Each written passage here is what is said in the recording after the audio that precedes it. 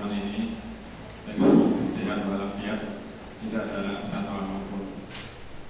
Sholawat serta salam senantiasa kita aturkan pada junjungan kita Nabi Agung Muhammad Sallallahu Alaihi Wasallam. Mugi-mugi kita yakin kalau panjenengan nanti di yaumul kiamat akan mendapat syafaat dari amin Allah. Amin. Bapak Ibu yang saya hormati, hari ini monggo pindah ngajeng mawon. Bapak Ibu monggo pindah ngajeng ya. Begini Bapak Ibu, sebelum saya sering matur sama anak-anak itu gini, Mas, kalau pelajaran itu duduk di depan. Kenapa? Akan lebih pas di depan. Itu sebagai bukti bahwa Anda itu siap menjadi seorang pemimpin. Tadi yang duduk di belakang bisa geser ke nggak kita reaksi ini masih kompak kita sediakan sebanyak kursi itu. Jadi maaf ini saya buatan menggurui dengan biasakan kalau Bapak Ibu itu kalau minarah mau ngaksen itu juga diatur dalam agama. Sop yang paling depan itu adalah yang paling banyak pahalanya kan ada gitu. Tapi yang keliru tetap masih pasang loh gitu. Ini bapak sama anak, ibu sama anak, kamu sama anak orang lain. Monggo. Yang kedua, Bapak Ibu, hari ini berbeda dengan yang kemarin. Hari yang berbeda dengan kemarin. Nanti masih ada satu lagi itu saya ingin nanti Bapak Ibu dulu di sini berdua lagi. Tapi nanti kami akan mengundang industri yang kita pasangkan setelah ini. Jadi nanti Bapak Ibu, walaupun masih kelas 10, masih kelas 1, tapi Bapak Ibu nanti sudah akan saya kenalkan industri yang mendampingi di SMK Islam Dobonuaran, dan industri tersebut yang menaungi adalah alumni dari SMK Islam Dobonuaran. Jadi nanti mohon untuk bisa hadir. Hari ini Bapak Ibu mungkin Pak Renti masih kok harus hadir orang tua sama anak. Biasanya kan yang rawuh bapaknya atau ibunya saja. Tapi hari ini kok harus berdua. Dan nanti menikah saya punya narasumber bapak-bapak berdua ini nanti akan menjelaskan varian apa. Karena apa? Karena memang sekarang kalau panjenengan ini hari ini ada yang istimewa. Ada yang istimewa. Apa istimewanya? Saya bisa duduk bersama-sama anak saya. Sekarang pulau nyambak itu jarang duduk jejer sama putra saya. Saya punya anak 3 tapi jarang jejer duduk gitu loh. Dan hari ini jarang saya dudukkan bersama. Moga-moga itu putranya deh, bukan putra orang lain. Duduk bersama itu hal yang luar biasa sekarang. Kenapa? Anak itu sekarang duduknya tidak sama orang tua, tapi sama itu. Duduknya sama ini udah. Mas kemana? Baru asik dan sebagainya. Ini lebih akrab daripada orang tua. Jujur mawon, anak saya itu lebih akrab dengan HP daripada bapak dan ibu. Maka hari ini kita dudukkan putra panjenengan sama panjenengan, dan hari ini nanti ikuti kegiatan yang mungkin dari Pak Nur Diamsa nanti dilakukan, sehingga nanti panjenengan hari ini nanti dapat sesuatu yang istimewa. Nabi pertama ini. Jadi nanti hari ini ada hasilnya. Memang biasanya kalau orang tua diundang ke sekolah itu seperti hubungannya sama anggaran. Tapi kalau boten, hari ini nanti tujuannya adalah untuk bisa memfotokan anak ke depan. Bagaimana anak itu memandang masa depan. Bersama orang tua bareng-bareng di sini. Sekarang Bapak Ibu tanya kepada anak, Mas, besok cita-citamu jadi apa? Jarang sekali. Oleh karena itu hari ini nanti dimanfaatkan benar, karena nanti waktunya hanya sampai jam maksimal jam 12, tak dari jam 12 selesai. Dan buat sampai susu mundur. Karena apa? Karena hari ini kita sudah siapkan, biasanya kita nggak ada liputan, kita diliput. Diliput, nanti ada foto yang di depan, itu nanti kita aturkan kepada dengan. Kemudian liputan ini juga nanti mudah-mudahan nanti bermanfaat. Suatu saat kita punya historis atau punya kenangan bahwa saya melakukan kegiatan seperti ini. dan harus jujur. Nanti pada saat ada pertanyaan dari narasumber, panjenengan nulisnya harus jujur. Yang jenengan inginkan, dan nanti bisa saya koreksi. Nanti hasilnya ini akan kita koreksi setelah kegiatan, kemudian nanti kita akan sampaikan. Oh ternyata keinginan anak dan keinginan orang tua itu sama. Oh ternyata keinginan anak dan keinginan orang tua itu beda. Ternyata orang tua membuat besok keinginan anak. Ternyata anak membuat besok keinginan orang.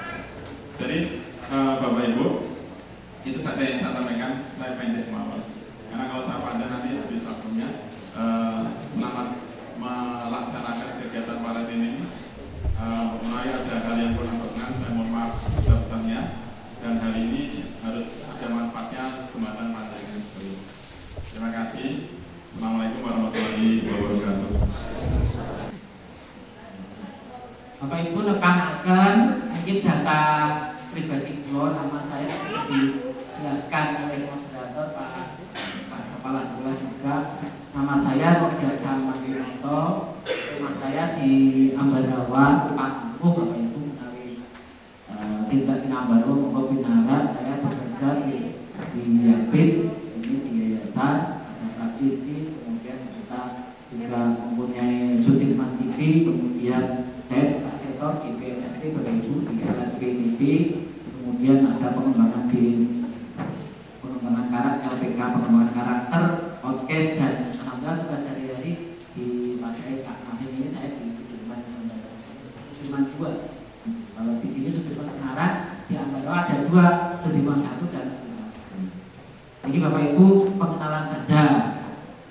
Kemudian kalau saya sudah memperkenalkan diri, saya juga ingin kenalan pada Bapak Ibu sampling, tapi ini Pak Bu.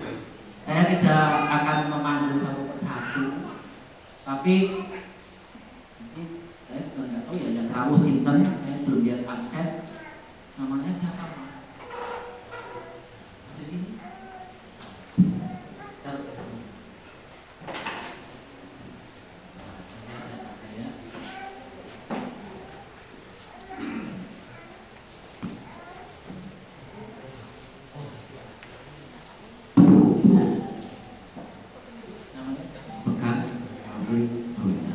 Jurusan apa Mas? Rumahnya mana? Saya nggak pakai angin. Dari rumah kalau sekolah berangkat jam berapa? Naik apa?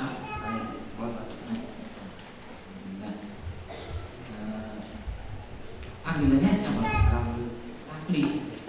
Panggil biasanya Rafli gitu ya. Kalau biasanya dinasihati orang tua, ini ya ada itu kalau nasihati kayak contoh, Rafli, kamu itu sudah besar, harusnya kamu itu tahu diri, ya. Kalau sudah dengar azan, itu cepat sholat, jangan nunggu, jangan malah main game. Ya. Kalau sudah besar itu yang uangnya adikmu. Ini yang pertama Pak.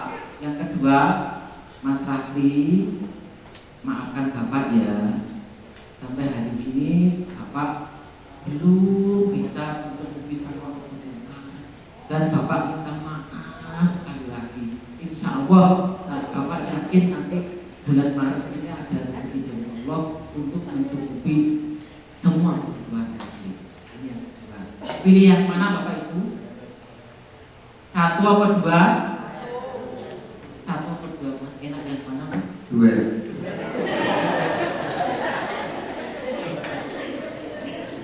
Ini Pak Nur, saya jasa Pak Nur, mau ngasih apa? Itu di samping Pak Kepala Sekolah. Itu ada kamu mau pilih yang mana, Mas Rafi? Yang minta diambil dari. Baik bagi orang tua dan anak, Bapak Ibu, pendidikan yang menyentuh atau pendidikan yang memaksa, pilih yang mana Bapak Ibu? Yang atas ya Bapak Ibu. Yang meneladankan atau hanya pencitraan? Yang dihormati atau ditakuti? Ini Bapak Ibu, jadi ini saya ajak Bapak Ibu hari ini istimewa ini dari Pak Kepala Sekolah, dirampungkan orang tua dan anak itu harapannya seperti ini. Jadi jangan keburu pulang dulu, nanti pokoknya ada yang spesial ya, tunggu saja ya. Ini jadi kita pilih yang dihormati, kemudian ada yang meneladankan, kemudian ada yang untuk menyentuh. Nanti lagi ke slide yang pertama Bapak Ibu.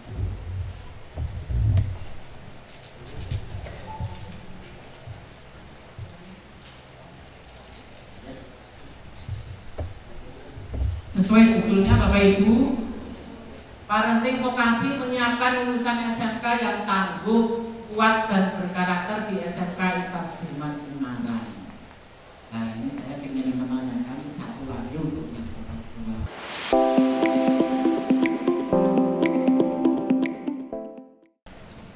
Kalau tadi atau kemarin kan undangannya mungkin sudah dari kemarin ya, itu ketika mendapat berita atau informasi ada parenting atau parenting vokasi itu apa kira-kira yang Ibu pikirkan?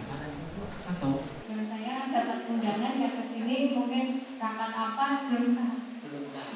Kira-kira kalau ada pertemuan seperti ini bayangan Ibu apa? Iya, rapat. Rapat, wah ikut ada tarian lagi gitu ya. Mungkin kalau di sini mungkin nggak seperti itu ya. Bismillahirrahmanirrahim. Saya minta maaf atas semua kesalahan yang Bapak Ibu pernah lakukan. Saya pandu ya. Siap. Ayo perhatikan.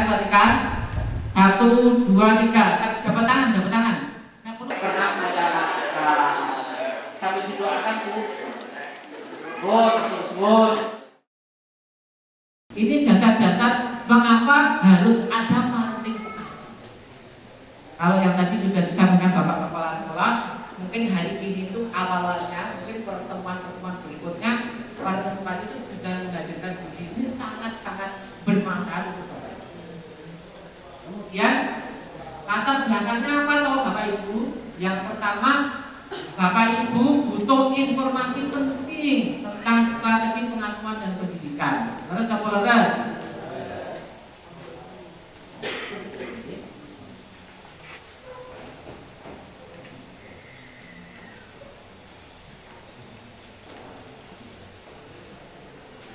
Bapak Ibu, apa investasi terbaik orang tua di masa depan?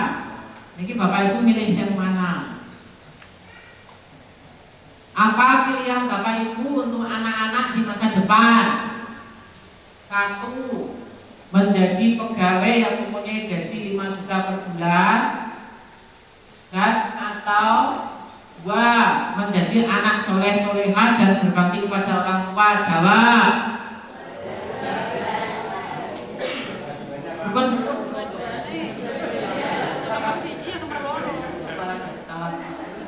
Satu nomor 2.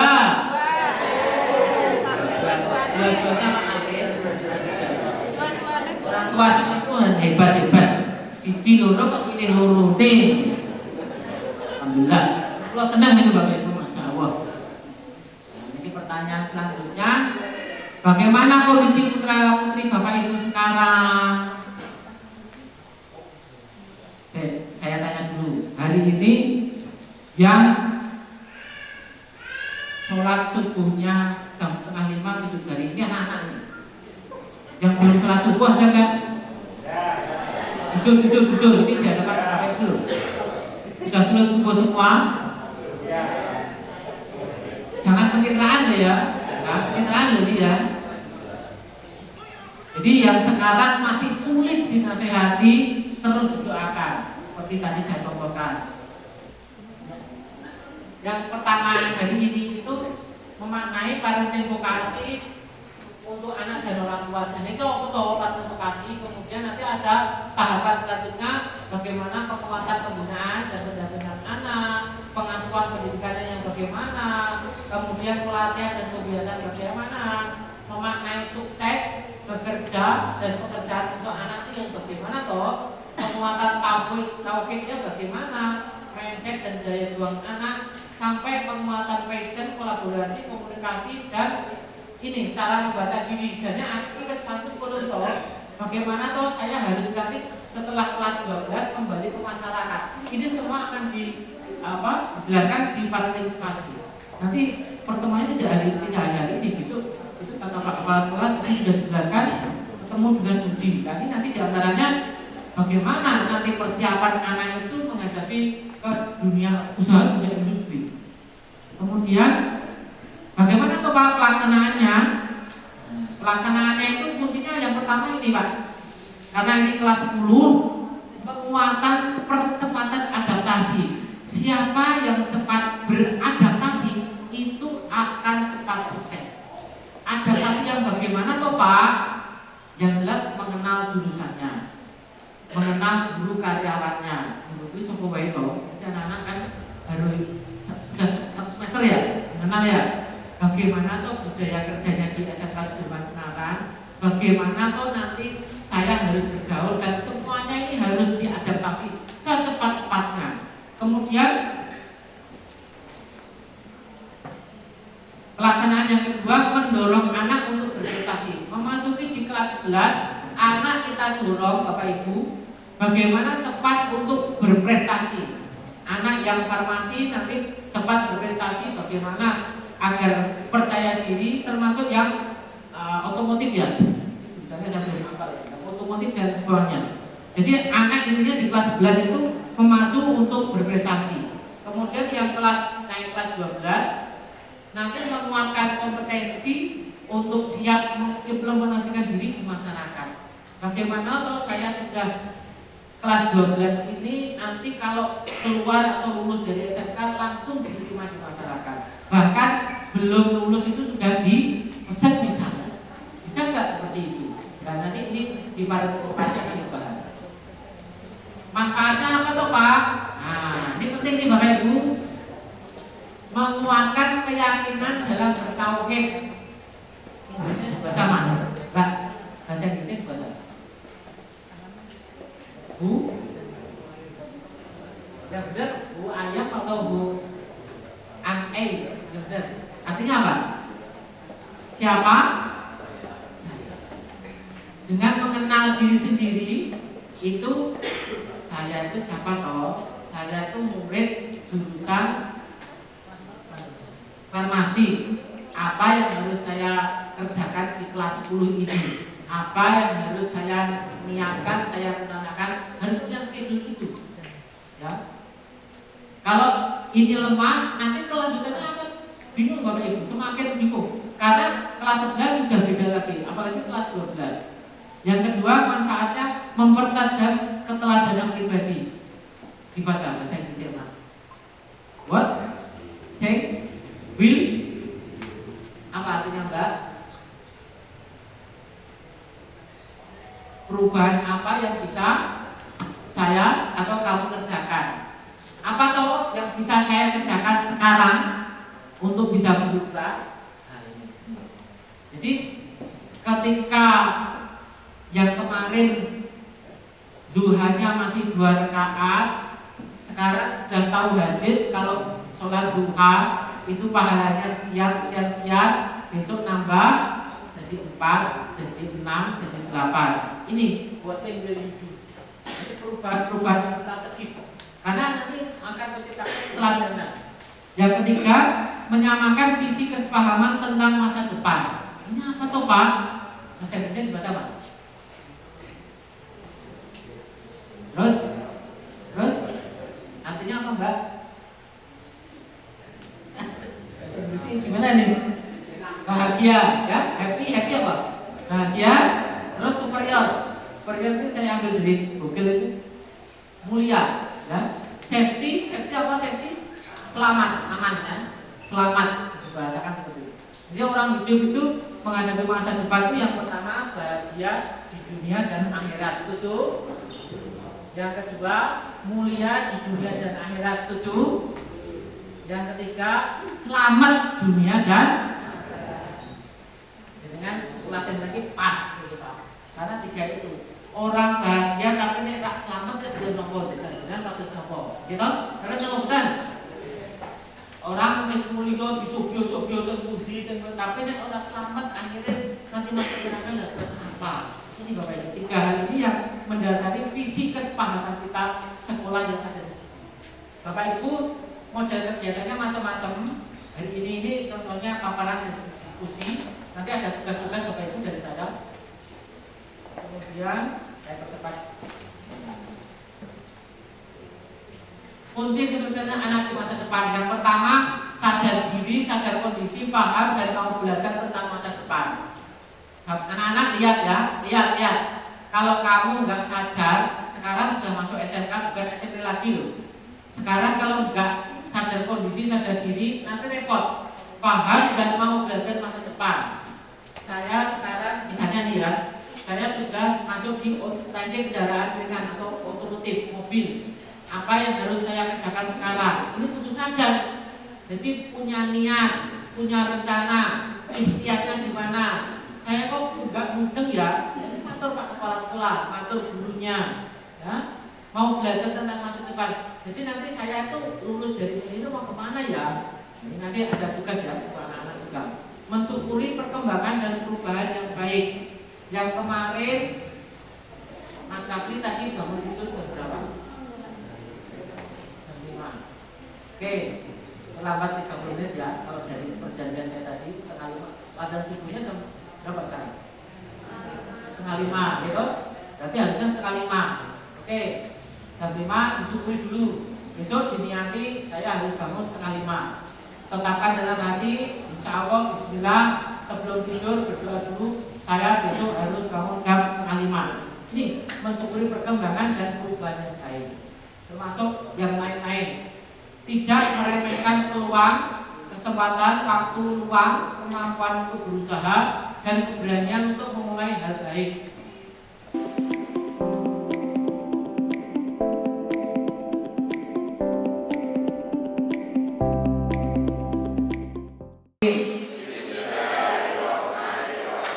Saya siap mendidik anak saya lahir batin. Insya Allah anak saya bisa menjadi anak yang soleh atau solehah.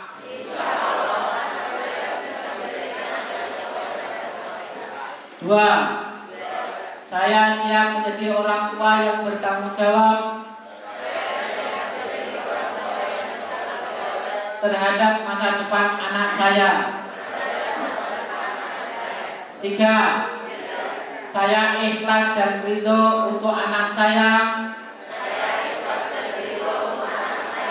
yang sekolah di SMK Islam Sudirman Ungaran. 4, saya optimis dan yakin untuk kesuksesan anak saya. Insya Allah bisa menjadi manusia yang bermanfaat dunia akhirat. 5, saya dan keluarga berkeinginan untuk bisa masuk surga bersama-sama. Insya Allah, amin.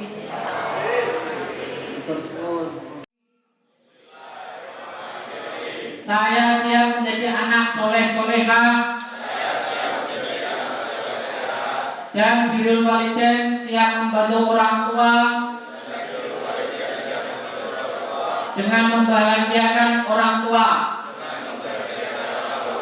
2, saya siap belajar dengan tekun, rajin dan berusaha jujur setiap hari. 3, saya siap menjaga sholat 5 waktu, tepat waktu dan sholat sunnah duha. 4, saya siap menjadi contoh baik di keluarga, di sekolah dan di masyarakat. 5, saya optimis menuju masa depan dengan selalu bersandar kepada Allah, berbakti kepada orang tua, dan mengabdi untuk masyarakat.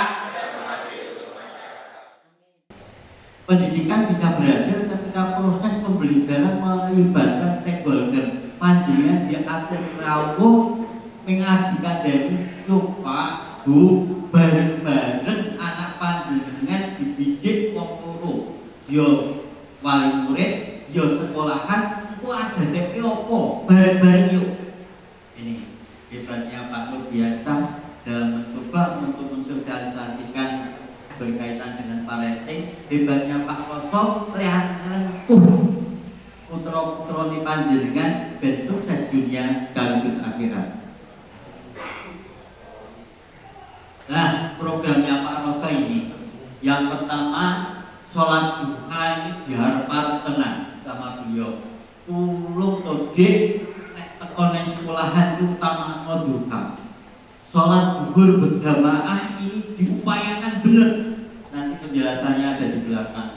Kemudian amal jariah Jumat berkah itu ikhtiar benar. Buh 5.000, buh 2.000, tulung mangsamoni tambahan.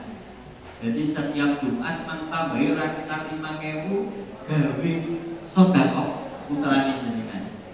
Kemudian gerakan menabung monggo pembinaan siswa dasar pertama disiplin. Di sini ngawekani sampai Pak Kloso itu berdiri di depan gerbang, pengen salaman berbuka-buka dan telat.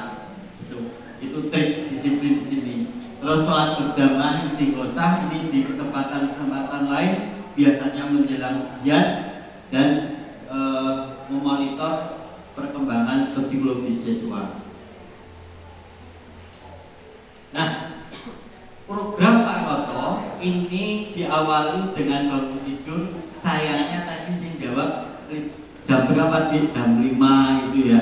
Ada harapan Pak Koso di setengah 4 harapan Pak Koso. Harapan ini pengen ini direk sakit. Yo mopo kok Pak Koso berharap mengundang saya Pak Hafiz. Nek sing ngandani saya setengah 4 kira-kira rada mbok jajal dengan sing ngandani Pak Hafiz. Iki ceritane ngoten niku. Nah, bangun jam setengah 4. Untuk apa? Diawali dengan wudu. Pada saat kita wudu, diawali dengan wudu, terus donga. Asyhadu an la ilaha illallah wahdahu la syarikalah wa anna Muhammadar Rasulullah. Saat itu dibukukan 8 pintu surga, dipersilahkan masuk dari pintu manapun. Allahumma. Oh, kok ora dilakoni. Sing jenengku dipet-petan salat mlayu, mana-mana iki. Tulung. Donga bakudu bareng-bareng dilakoni. Asyhadu an la ilaha illallah wahdahu la syarikalah wa anna Muhammadan abduhu wa rasuluh. 8 pintu surga dibukakan, dipersilahkan untuk masuk dari pintu yang mana. Kemudian yang kedua, habis itu tahajud kita. Kenapa setengah 4 harapan Pak Koso, harapan Pak Nur biasa kita tahajud. Sholat tahajudlah kamu sebagai ibadah tambahan. Semoga Allah menempatkan kamu di tempat yang terpuji. Quran surat Al-Isra ayat 79. Jadi kunci putra-putrane panjenengan dan pribadi panjenengan jadi orang terpuji di sisi Allah sekaligus di sisi manusia itu ternyata melalui tahajud. Kemudian setelah tahajud kita disuruh istighfar. Astagfirullahaladzim, astagfirullahaladzim. Berapa kali Pak Nafis? Terserah. Punya waktunya berapa? 33 boleh, 70 boleh, 100 boleh. Terus strateginya gimana? Dongake diri, ya Allah Gusti, mugi-mugi Allah paling pangapura dosa kula, dosa bapak ibu kula. Baik panjenengan sing orang tua sama, mesti punya bapak ibu kok isih sugeng kok sedok jaluk pangapura. Dumateng para muslimin muslimat sak donya menika. caranya ngoten. Dari maca wau istighfar pinten? Oh ternyata 70 kali. Ya Allah Gusti, mugi-mugi Allah paring pangapura dumateng kula, dumateng bapak ibu kula, dumateng muslimin muslimat mukminin mukminat sak donya menika sebanyak 70 kali. Lah hebatnya gimana toh? Ternyata hadisnya bilang begini. Rasulullah Shallallahu Alaihi Wasallam bersabda, barang siapa mau mendoakan mukminin mukminat atau mukmin laki-laki atau mukmin perempuan dan mukmin perempuan, maka setiap mukmin laki-laki dan mukmin perempuan itu diberi masing-masing satu pahala. Kalau saat ini sesuai dengan data yang dikeluarkan oleh The Islamic Information Dunia, beliau menyampaikan bahwa ada 1,97 miliar muslim. Kalau orang muslim itu dari Nabi Adam sampai saat ini yang sudah meninggal sama, taruhlah 1,97 miliar. Kalau saya jumlahkan yang sudah meninggal dan yang masih sekarang ini sugeng, berarti ada 3,94 miliar orang muslim. Kalau dari 3,94 orang muslim itu sepertiganya mukmin, sing lakoni salat belum tetani wae, yang mukmin sepertiganya mukmin, maka ada 1,3 miliar pahala kepada kita.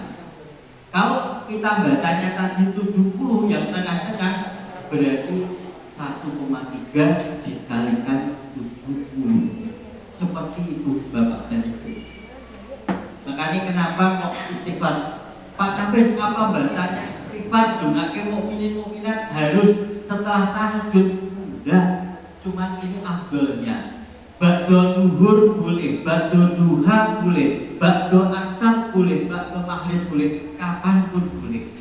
Yang penting dalam kondisi suci. Kemudian Abu Hurairah ini berkata, setelah kita istighfar, kita dengar azan.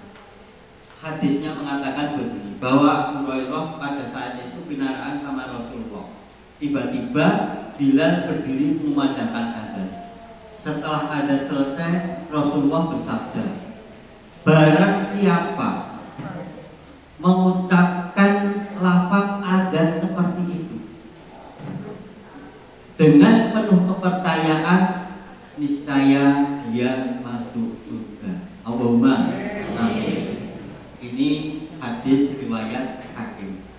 Jadi janjane putra jenengan di sekolah di SMK Sudirman Ungaran ini sejak awal wis dibimbing untuk jadi ahli surga yang sedang berjalan di muka bumi. Allahumma amin.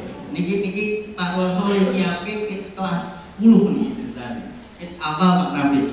Tolong dikandani Pak Nabi. Biasanya duhani jalan, jamaah luhuri jalan. Ini strategi beliau begitu. Nah, setelah menjawab adzan, maka kita berdoa, asyhadu an la ilaha illallah wahdahu la syarikalah wa anna muhammadar rasulullah raditu billahi rabba wa bil muhammadin nabiyya wa rasulah wa bil islam dinna, maka dosa-dosanya diampuni. Jadi yo surga yo dicepake, dosane yo diampuni. Ini hadis riwayat Muslim. Nah, setelah selesai kita jawab adzan dan berdoa, dari Aisyah beliau bersabda tentang 2 rakaat sholat fajar atau qobliyah subuh, bahwa subuh 2 rakaat tersebut atau qobliyah subuh lebih berharga bahasanya Pak luar biasa tadi. Nek di sini lebih Rasul sukai, sama, maksudnya sama.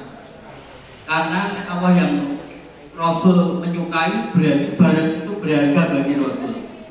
lebih aku sukai atau lebih berharga daripada dunia seluruhnya. Hadis riwayat Muslim. Awake dhewe urip ning donya golek duit tadi penghasilan 5 juta padahal Allah sudah menyediakan iki lho salat qobliyah subuh nek dibanding dunia seisinya lebih hebat itu. Ini nyutuluk yuk sing belum jalan bareng-bareng bae kula sing wis alhamdulillah. Kemudian setelah itu ada jeda waktu mendengar azan qobliyah subuh sampai iqomah. Di antara waktu azan sama iqomah nyutuluk mangpaos Fatihah. Berapa Pak Nafis? Hidayahnya 40 kali. Kemudian hasbunallah wa ni'mal wakil, nikmal maula wa ni'man nasir 70 kali. Jenengan nyadar Pak Nafis? Boten. Saya gentenan. Nek iso Fatihah hasbunallah misalnya ada pokoknya.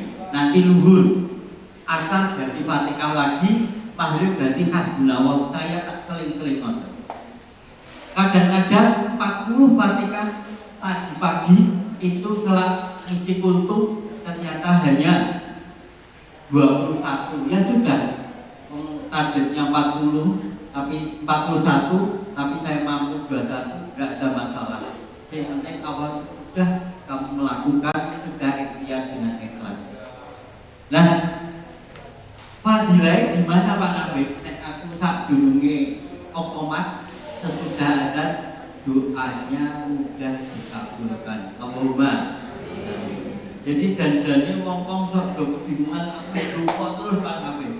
Tapi ora dikabul-kabulke. Sebenarnya pasti dikabulke. Apalagi jenengan ngikuti tata carane Rasul tadi. Ini loh, nek kowe pengen nek dikabulke ya maca di antara azan iki Fatihah, maca rohat gunawa wa mawakil lima maula wa manasi. Jadi janjane wis dituntun di situ.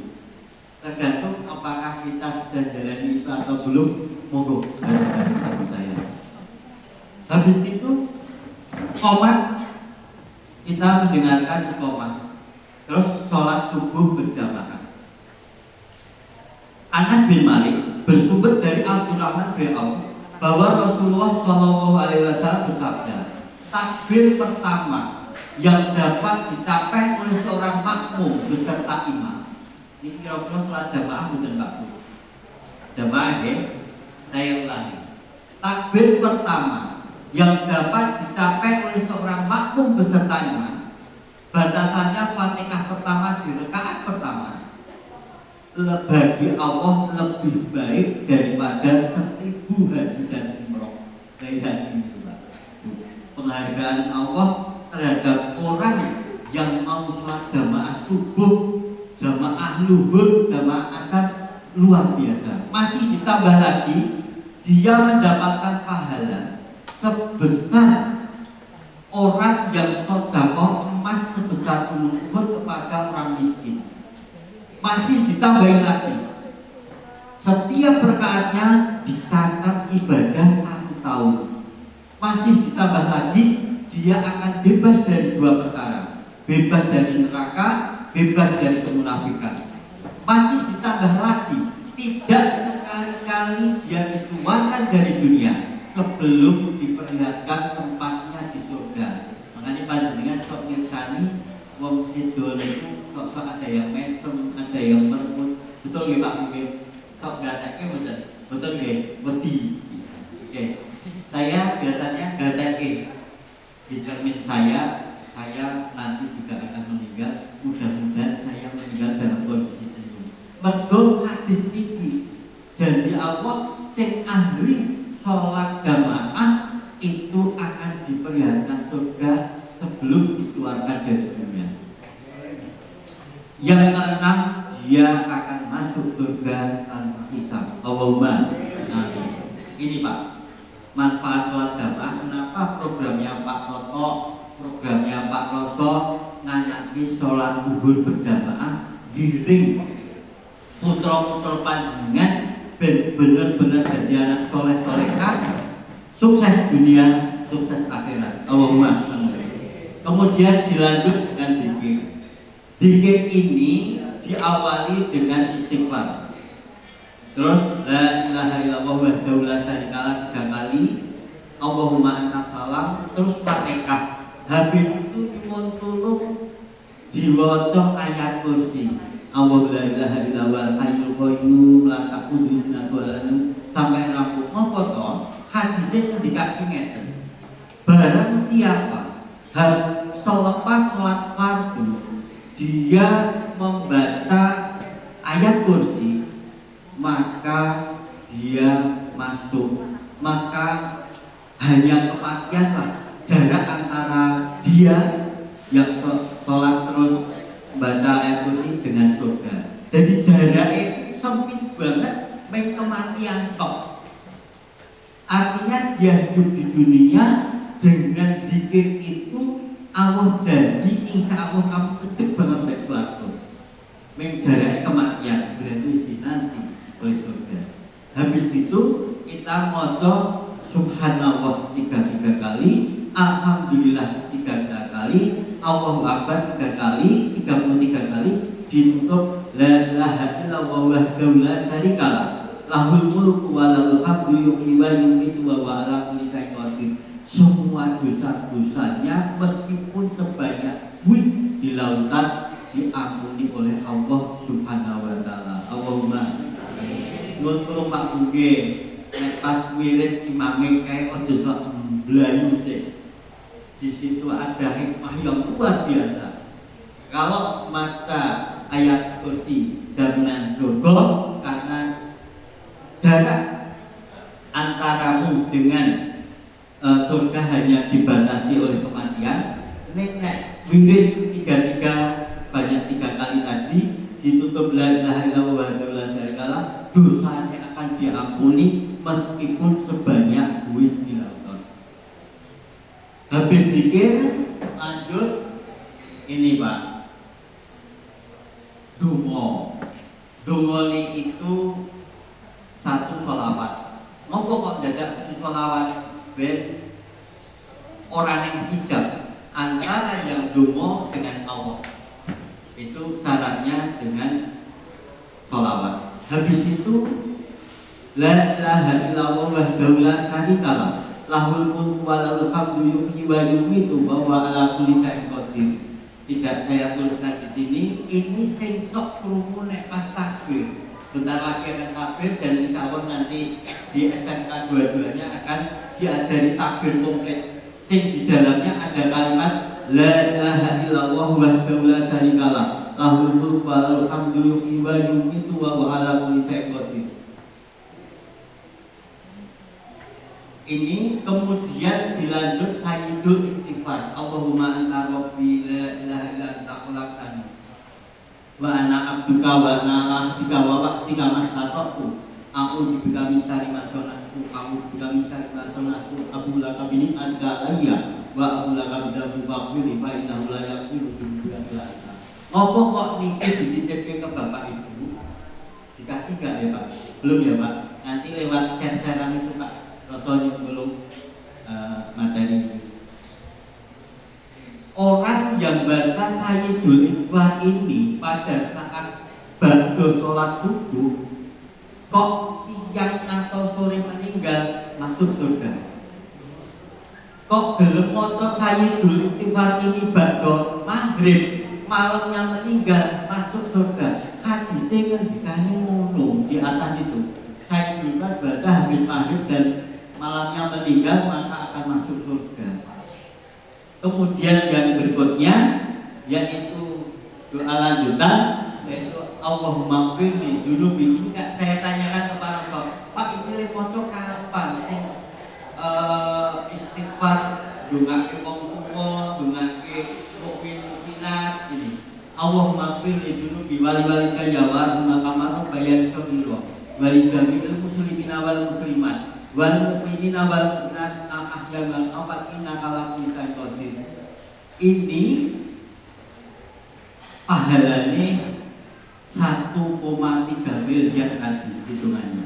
Karena di sana dihentikan barang siapa yang memohonkan ampunan kepada mukmin laki-laki dan mukmin perempuan, maka satu mukmin laki-laki dan perempuan dicatat satu pahala ini atau kebaikan. Hadis sahih diriwayatkan oleh Tabrani. Lanjut, setelah dungo rampung, maka entah kalau di musolanya Bapak Ibu, di tempat masjid saya mesti ada kultum. Nek orang yang kultum pripun Pak Nafis? Biasanya saya itu moco wong telu satu bacake satu hadis, wis hadis witok wae ra apa-apa. Dua hadis juga apa-apa. Ada yang bacake, ada yang ngoke. Apa manfaatnya? Barang siapa pergi ke masjid dengan niat mencari ilmu, jadi mencari ilmu itu orang kebahagiaan. Satu hadis, dua hadis itu sudah mencari ilmu, atau mengajarkannya, maka Allah akan memberikan pahala sebesar pahala orang yang melaksanakan haji sempurna. Ya, kan iman. Nek ngandawai dhewe ora ngono. Terus habis ada tausiah tadi pagi, kebetulan saya yang isi di sana. Itu donga kifaratul majlis. Allahumma subhanaka Allahumma wa bihamdika asyhadu an la ilaha illa anta wa atubu ilaik. Niki dosa di majlis diampuni. Kemudian siswa sama, habis itu kita pulang, mungkin yang Bapak Ibu menyiapkan sarapan ibunya dalam hal ini, Bapak mungkin apa dan cara apa itu di rumah, putra putri selepas sholat jamaah subuh, persiapan mandi, noto pakaian, noto buku, sarapan gitu ya. Terus kemudian salaman sama Bapak Ibu, harapan saya begitu. Nah, urung, yuk mulai saiki kok sing urung diawali.